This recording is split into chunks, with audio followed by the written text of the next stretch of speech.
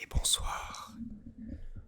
Aujourd'hui, suite à ma dernière vidéo où je parlais muscu et je donnais des news sur ma vie, et suite à un commentaire que quelqu'un a laissé sur la vidéo, cette personne se reconnaîtra sûrement, j'ai décidé de faire une petite vidéo sur mes lectures manga actuelles, même si c'est pas trop ça, parce que ça fait un moment que j'ai lu ces trucs. Enfin, c'est relatif, mais c'est les derniers trucs en date à peu près que j'ai lu.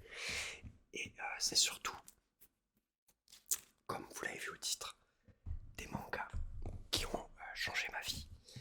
Alors, j'en ai 4, mais il y en a bien plus de mangas qui ont pas mal changé ma façon de penser ou ce genre de trucs. Mais là, c'est entre guillemets ceux qui ont eu un plus gros impact sur moi, oui et non, parce qu'il y en a un qui en a pas trop eu, mais bref. Je pense que je vais commencer par le plus vieux que j'ai lu de ces quatre-là. Alors, on a du Berserk, du Chainsaw Man, du Blue Lock et du Vinland Saga. Je voulais aussi prendre un tome de Jagan, mais il n'y en avait pas, du coup je me suis dit que Blue Lock c'était très bien, parce que ça traite avec des guillemets, des mêmes sujets. Donc on va commencer par Berserk, parce que c'est un des premiers mangas que j'ai lu, et c'est un des mangas qui m'a le plus touché. Hop. Du coup, je me suis procuré le tome 40.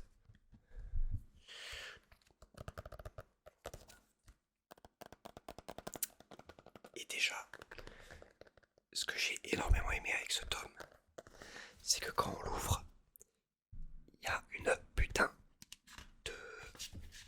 Attendez, je vais essayer de vous montrer ça. Oui. Il y a une putain d'illustration ultra méga stylée de Casca que je vais sûrement virer du manga pour l'accrocher dans ma chambre. Et de l'autre côté, bon alors là avec la luminosité vous allez pas voir grand chose. Et je vais surtout pas le montrer parce que ça contient un peu de spoil, même si ce que je vous ai montré Casca, c'est en soi un peu du spoil aussi, mais on s'en prend en vrai, ça spoil pas grand chose. Du coup, alors mon petit Berserk, comme je l'ai dit, c'est un des premiers mangas que j'ai lu. Et ce que je compte faire dans cette vidéo, c'est vous dire globalement ce que ça m'a apporté ces lectures dans ma vie. Et Berserk, j'ai lu ça à un moment où j'étais un peu perdu dans ma vie et où j'avais du mal à m'accrocher. Et ce que ça m'a appris, Berserk, ça m'a appris à me relever et à continuer d'avancer. Parce que Guts, c'est un putain de personnage ultra inspirant, ce bâtard quand même. Et bah évidemment, il m'a inspiré. Il m'a inspiré à continuer de me battre et d'avancer dans ma petite vie minable. Et bah qu'est-ce que je peux vous dire sur Berserk? En fait, j'ai pas envie vraiment de vous spoil, j'ai juste envie de vous dire ce que ça m'a apporté. Et déjà, je vais essayer de vous trouver une double page ultra stylée, même si c'est pas ce qui manque dans ce putain de manga.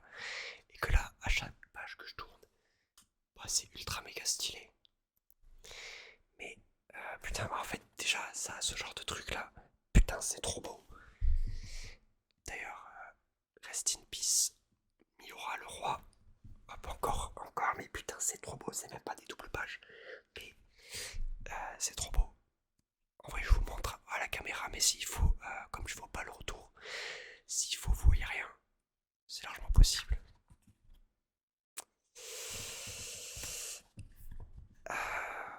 Ouais, alors celle-là, je peux vous la montrer. Attention au spoil, évidemment. Hop, celle-là, elle est putain de magnifique. Je sais pas, hop, je peux avancer, reculer, peut-être, j'en sais rien.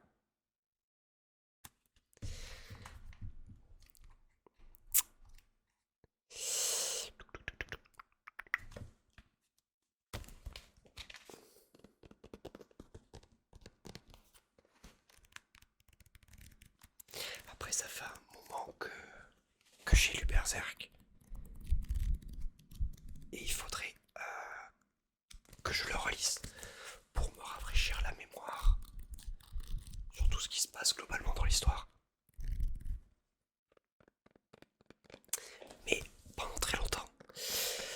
ça a été mon manga préféré. Et alors, je peux pas affirmer vraiment pour l'instant que j'ai un autre manga préféré, même si en vrai oui je pourrais. Mais ça va surtout se jouer, je pense, sur la suite de ces deux mangas. Mais en vrai, honnêtement, en termes d'impact et de kiffance MDR, on invente des mots. Je pense que parmi les 4 mangas que je vais vous présenter, il y en a un en particulier que je préfère encore plus que Berserk. Et je vais pas vous le dire lequel c'est. Vous le saurez quand je vous le présenterai. Mais bon, voilà. Berserk, un de mes chéris. Bah, c'est pas pour rien que j'ai déjà de tatouages à son effigie. Ensuite, en termes de chronologie, il y a mon petit bébé, Chainsaw Man. Ça, c'est une putain de pépite.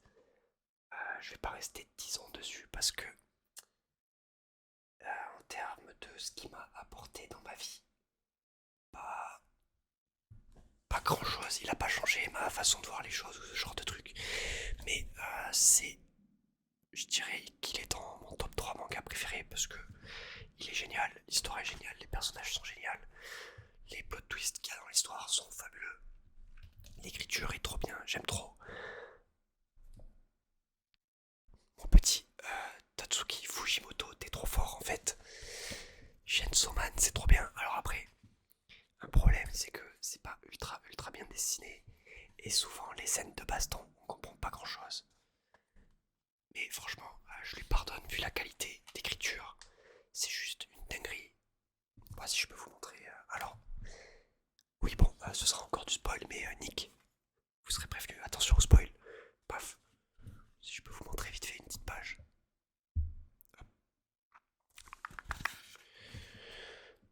Ouais, donc clairement, c'est pas le manga avec le meilleur dessin, mais il est incroyable niveau histoire. Il m'a clairement retourné le cerveau plusieurs fois, notamment un passage en particulier. Bon, je vais rien dire parce que là ce serait vraiment du spoil massif. Mais bref, quand Denji, où il ouvre une certaine porte et qu'il y a une certaine personne derrière, ceux qui ont lu savent très bien de quoi je parle. Et dans les scans actuels, je kiffe les nouveaux personnages. Asa Mitaka, putain, je la kiffe. J'espère que elle et Denji ils vont baiser, putain. Donc voilà, mon petit bébé, Chainsaw Man. Clairement une dinguerie. Je vous le conseille, pas facile à lire. Parce que c'est pas ultra beau, mais c'est pas non plus au niveau de dégueulasserie d'un Jujutsu Kaisen. Clairement, c'est dégueulasse à lire, je trouve.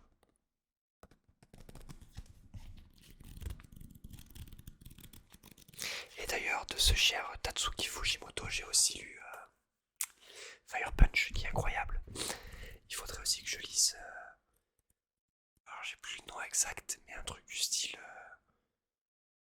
Good Night Eri, ou je sais plus trop quoi, un truc avec Eri. Ah bah tiens, d'ailleurs, je flippe les pages un peu au hasard. Et je tombe exactement sur le passage dont je vous parlais, Denji qui ouvre cette fameuse porte. Bah j'ai envie de mourir honnêtement. Parce que ce passage bordel de merde, c'est un délire. Il est surréaliste vraiment. C'est un délire. Vas-y, on va passer au prochain. Un autre de mes bébés. Blue Lock. Blue Lock, c'est fabuleux. Il y en a sûrement parmi vous qui connaissent Blue Lock pour l'anime. Miaou, oui, miaou, miaou. Comme d'habitude, tu vas miauler pendant la vidéo. Bref, ceux qui connaissent Blue Lock grâce à l'anime, je vous plains un peu. Autant les premiers épisodes, ils étaient ultra bien animés. Et c'était fou parce que ça rendait ultra crédit au manga parce que je vais essayer de vous trouver des pages, mais c'est un manga, voilà, au pif. C'est un manga, c'est pas la meilleure page, mais c'est un manga ultra méga bien dessiné, genre à lire. C'est un plaisir parce que c'est trop beau. Je vais essayer de vous trouver des techniques ultra stylées qui font ou genre des planches ultra badass. Mais c'est le tome 1, donc dans le tome 1, c'est pas qu'il se passe pas grand chose, mais c'est le début, il n'y a pas encore des techniques de fou furieux. Ah, mais je pense que je peux quand même vous trouver ça. Pas genre là. Je suis sûr. Oui, non, mais c'était ça, ok. Il n'y a pas un autre endroit avec. Ouais, non. C'est plutôt dans les autres tomes où ça commence à y avoir des vrais matchs. Et où il y a des planches de seins. Un sein, vraiment. C'est trop beau à lire, c'est incroyable. Euh, Et donc, le cher monsieur qui a fait Blue Lock, il a aussi fait Jagan. Et ce que je kiffe avec cet auteur, c'est qu'il aime beaucoup parler de la notion d'égoïsme, autant dans Jagan que dans Blue Lock. Et alors, au premier abord, on pourrait croire, et il faut être patient un peu, hein, alors on pourrait croire que c'est un peu des mangas de fils de pute, c'est-à-dire où les héros, c'est des gros connards égoïstes. Et bon, c'est un peu le cas en vrai. Mais ce que j'aime beaucoup, c'est sa façon d'aborder l'égoïsme. Ou genre, oh d'ailleurs, faut que je vous montre vite fait. Hop, ça, c'est la couverture. Et derrière cette couverture, il y a ceci qui m'a fait beaucoup rire quand je l'ai vu, putain. Genre, il redessine la couverture, mais je sais pas, avec un espèce de gros, avec un donut, il est à moitié chauve. Je sais pas pourquoi il a fait ça, mais ça m'a fait beaucoup rire. Voilà. Bref, à sa manière d'aborder l'égoïsme. Ou en gros, c'est pas quelque chose de si négatif que ça. Moi, ce que ça m'a appris, c'est l'égoïsme, c'est quelque chose que tout le monde a. Faut vivre avec, faut l'accepter. Ça fait pas de toi un connard. Il faut juste, entre guillemets, maîtriser ton égoïsme et faire en sorte qu'il empiète pas trop non plus sur la vie des autres. Et surtout, le plus important, c'est de vivre et d'accepter ton égoïsme et celui des autres pour pouvoir vivre ensemble et entre guillemets vivre avec l'égoïsme des autres. En gros, voilà, ce qui m'a appris, c'est d'accepter tes sentiments un peu sombres et tes pensées sombres, de vivre avec et de même t'en servir pour avancer. Et c'est surtout présent dans Jagan, mais ça l'est aussi dans Block. Il traite l'égoïsme à peu près de la même façon. À savoir que, au fond, les êtres humains, on est tous des connards égoïstes. Mais il faut vivre avec. Il faut savoir se servir de cet égoïsme pour avancer. Et même si par moment, cet égoïsme empiétera sur la vie des autres, faut vivre avec. Et il faut faire en sorte d'allier ton égoïsme avec celui des autres pour avancer. C'est ce qui crée les individualités de chacun. Voilà. Et quand tu allies ton égoïsme avec ceux des autres, ça peut donner des choses incroyables. C'est un peu le thème de Blue Lock, honnêtement. Donc Blue Lock, en gros, si je peux vous expliquer un peu le plot, c'est un espèce de battle royale de foot où il y a une grosse sélection pour créer le meilleur buteur du monde. Bon, d'abord du Japon et après du monde, c'est le but. Et donc pour ça, ils font des équipes où il n'y a que des attaquants. Et ouais, le but c'est de survivre à ce battle royale pour être le meilleur buteur du monde. Enfin, pour espérer être le meilleur buteur du monde. Donc il y a un dessin de fou, il y a plein de personnages ultra stylés. Et au début, il y a plein de moments où je commence à me dire que ça va peut-être commencer à tourner en rond. Et au final, pas du tout. L'auteur arrive toujours jusqu'à présent à se renouveler et à faire des dingueries.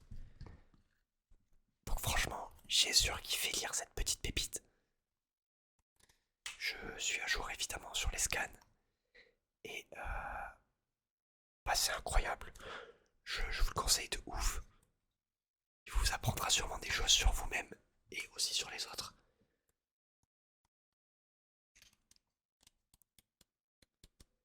Et si vous vous mettez à Blue Lock et que vous aimez la manière dont l'auteur décrit les choses, ce genre de trucs, bah après je vous conseille Shagan, que j'ai énormément kiffé aussi, pépite Shagan.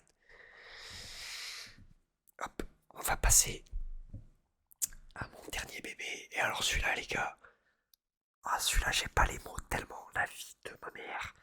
Il est fabuleux. C'est le détrôneur de Berserk pour moi. Celui qui m'a tellement secoué. Bah que c'est mon prochain tatouage en fait. C'est mon bébé Vinland Saga. Alors celui-là,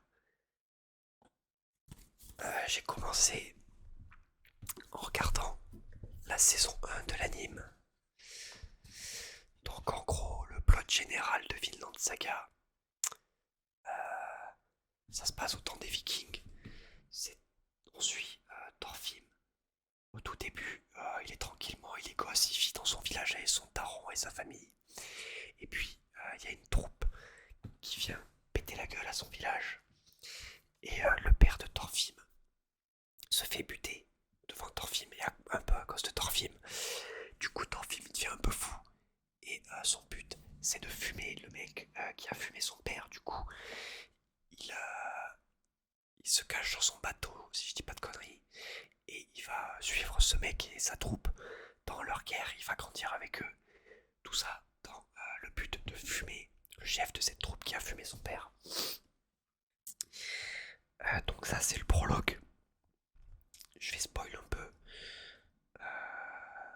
Donc si vous voulez pas être spoil, avancez un peu dans la vidéo. Mais là, c'est toujours le prologue dont je vais parler, parce que le prologue est un peu long. À la fin du prologue, le mec qui a fumé son père, il meurt. Et c'est pas Thorfinn qui l'a tué. Du coup, Thorfinn, il se retrouve largué sans but. Vu que le mec qui a tué son père est mort, il sait plus quoi faire de sa vie. Et c'est là la fin du prologue. Donc, le prologue, c'est que le manga, théoriquement, avait quasi pas débuté. Le prologue, c'est toute la saison 1 de l'anime, donc c'est long. Et une fois qu'il est fini, le manga commence vraiment. Donc pendant ce prologue, t'as l'impression que Vinland Saga, c'est un manga de barbares, avec des vikings qui se tapent dessus et il y a des guerres. Une fois que le prologue est fini, tu retrouves Thorfinn complètement perdu, qui est devenu esclave dans une ferme. Et c'est là que le vrai propos commence à s'installer de Vinland Saga. Et où on a l'arc de la ferme. L'arc de la ferme, ça, c'est un truc qu'on voit pas beaucoup, mais qui est aussi présent dans Vagabond vers la fin. Et qui devient un de mes schémas d'arc préférés. C'est un arc où le héros, en gros, il est un peu perdu et il va se chercher un nouveau but. Et en général, c'est un arc où le héros renoue avec son humanité, renoue avec des choses ultra basiques et redevient en fait humain. Et c'est un schéma d'arc juste ultra stylé. Donc, qu'est-ce que ce petit Vinland Saga m'a apporté? Beaucoup trop de choses. Alors déjà, en termes de dessin, si je peux vous trouver vite fait des planches, une double planche peut-être. En termes de dessin, le manga est honnêtement plutôt beau. Il y a des planches qui font bander, notamment quand Thorfinn devient adulte. Et pour ceux qui ont vu l'attaque des titans, la planche par exemple où il y a Eren qui se retrousse les cheveux là, qui se les attache devant le miroir, il y a une planche un peu similaire. Et quand tu vois cette planche, tu te dis putain, il n'y a pas à être aussi beau gosse. Genre juste beaucoup trop stylé, Thorfinn.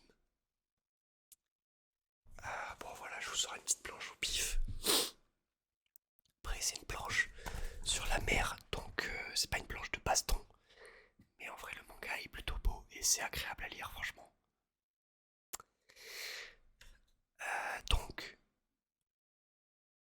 qu'est-ce que ce petit bichon m'a appris? Plusieurs choses. Il parle de plusieurs sujets, enfin les sujets qui personnellement m'ont le plus touché. C'est quand ça parlait un peu de dépression, de reconstruire, de se reconstruire soi-même. Ça c'est quelque chose qui est beaucoup abordé dans l'arc de la ferme, donc l'arc après le prologue, où t'as un papy qui apprend un peu la vie à notre héros Thorfinn et à son pote Einar. Et il dit une phrase qui m'a fait kiffer à un moment où t'as Thorfinn qui est en train de pêcher avec un filet de pêche qu'il doit jeter dans la flotte avec son pote Einar, et il y a le papy qui les regarde. Et t'as Thorfinn, alors j'ai plus la phrase exacte évidemment, mais il dit un truc du style que là il est perdu et qu'il sait pas quoi faire, il se sent vide, il sait pas ce qu'il fera une fois qu'il sera plus esclave, il est un peu perdu. Oula, pardon.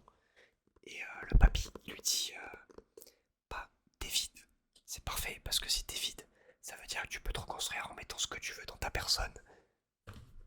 Donc c'est pas un problème d'être vide, parce que tu peux devenir ce que tu veux en fait.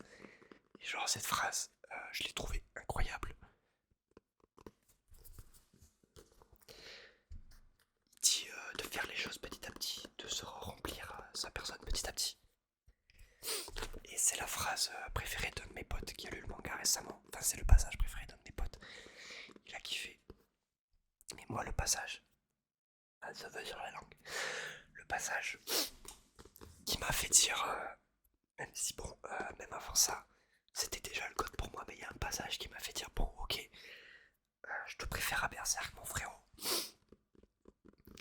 Et là je vais spoil très fort, parce que c'est un passage qui est vraiment à la fin là, des scans actuels. C'est genre dans les 10 derniers chapitres je crois, avant d'être à jour. Donc en fait pas le problème, mais un des propos du manga ça va être de voir comment Thorfinn va faire pour porter le poids de tous ces morts qu'il a accumulés dans sa quête de vengeance en suivant Ascalade. Parce que comme je vous l'ai dit, il suit Ascalade et il va faire plein de champs de bataille et il va tuer plein de gens. Parce que c'est ce que fait la troupe d'Ascalade en fait. Et donc comme il les suit, bah, il fait la même chose. Quand il est jeune, il se rend pas compte de tout ce qu'il fait. Et au bout d'un moment, il va se dire, bah, quand il sera vide, il va se dire bah c'est pas ouf ce que j'ai fait en fait. Et donc le propos un peu du manga, ça va être de suivre Thorfinn dans sa quête pour ne plus faire appel à la violence et créer un monde où il n'y a pas de violence. Donc c'est un peu la quête de rédemption de Thorfinn. Et du coup vers la fin des scans, il y a un personnage qui va suivre Thorfinn un moment dans son aventure, c'est Hild. Hild c'est un personnage qui va le suivre parce que à la base elle veut tuer Thorfinn parce qu'il a tué sa famille quand il était cascalade et qu'il fumait plein de gens. Il a fumé un village et il a fumé la famille de cette fille, Hild. Du coup Hild elle veut le tuer, mais au final elle va plutôt le suivre pour assister un peu à sa quête de rédemption. Donc en fait Hild c'est un peu l'incarnation du poids des morts que Thorfinn porte. C'est la représentation physique de ce que Thorfinn a causé en fait au fur et à mesure de ses meurtres.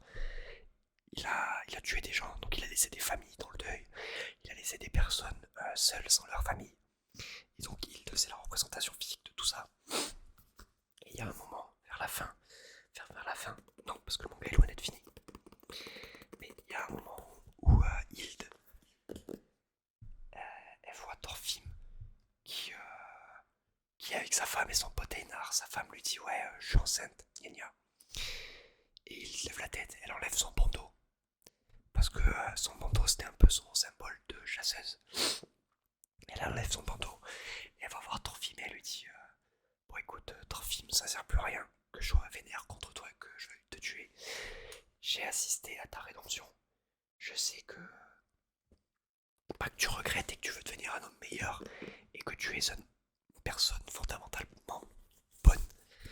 Du coup elle regarde Thorfinn et elle lui fait je te pardonne. Et vraiment genre l'enchaînement de pages qui amène à ça est juste trop beau. C'est en termes de compo et tout, c'est juste trop bien foutu. Il y a un peu aspect divin avec Hild qui est un peu au-dessus de Thorfinn qui s'est accroupi et elle met sa main sur son dos et lui dit ouais, je te pardonne. Ça fait vraiment divin de ouf, l'enchaînement de pages est fabuleux. Et moi cet enchaînement de pages il m'a vraiment foutu un coup de couteau au cœur sur plein de choses, genre il m'a libéré même, j'ai envie de dire. Parce que forcément ça parle du pardon, ça parle de accepter les péchés que t'as commis et en gros accepter ce que t'as fait, accepter ce que t'es en train de devenir et accepter ce que t'as fait pour devenir une personne meilleure. Donc ça parle globalement du pardon. Et je le répète encore, mais c'est un enchaînement de pages qui à chaque fois que je le lis, je chiale parce que il est trop bien exécuté, il est juste fabuleux et il m'a beaucoup trop parlé personnellement. Et genre vraiment, c'est limite l'accomplissement du perso de Thorfinn, même si le manga est pas fini et que je suis sûr qu'il va encore nous surprendre et nous proposer des dingueries. Mais cet enchaînement de pages là en tout cas, il m'a juste beaucoup trop secoué personnellement. La folie. C'est pour ça que pour moi, Vinland Saga, j'ai envie de le dire, mais Vinland Saga il est passé devant Berserk. À voir avec la suite, mais bon évidemment les deux sont coude à coude et les deux sont juste fabuleux. Mais en tout cas, je vous conseille Vinland Saga, c'est juste la folie. N'y allez pas en vous disant je vais lire une histoire sanglante de vikings qui se tapent sur la gueule et de conquête, même si le prologue c'est ça et que dans la suite c'est un peu ça, mais c'est pas du tout le propos principal quoi.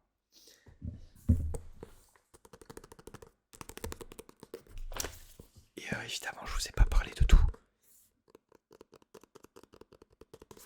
mais c'est beaucoup trop une pépite ce truc. Allez-y donc, si je récapitule. Hop. Tac. Je pense que je pourrais vous faire d'autres vidéos sur les mangas qui ont changé ma vie, même si là je pense que c'est les principaux quand même. Hop. Il y en a sûrement d'autres. Nous avons du Berserk, du Chainsaw Man, du Blue Lock et du Vinland Saga. J'aurais aussi pu vous parler de Vagabond, mais j'ai pas trouvé, là où j'ai acheté ces mangas, j'ai pas trouvé Vagabond, il y était pas. De quoi je pourrais vous parler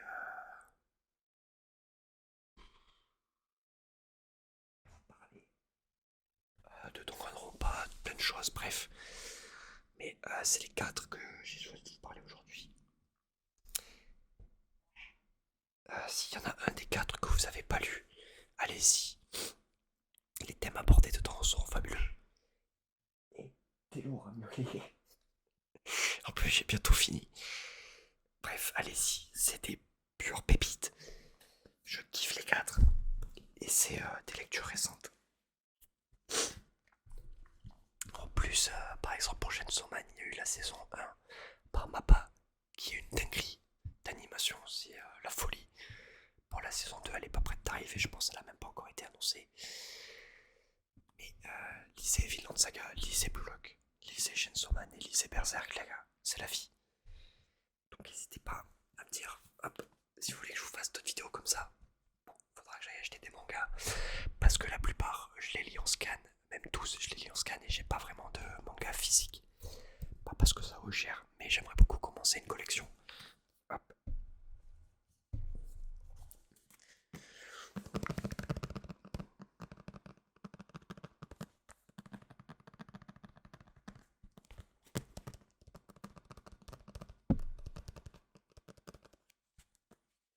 Je réfléchis un peu en même temps à des mangas que je pourrais aborder dans potentiellement une prochaine vidéo.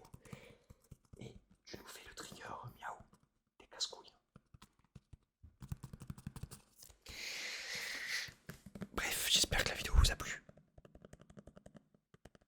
2 vidéos en 2 semaines, c'est inespéré. Hein. Et bah, je vous dis à la prochaine.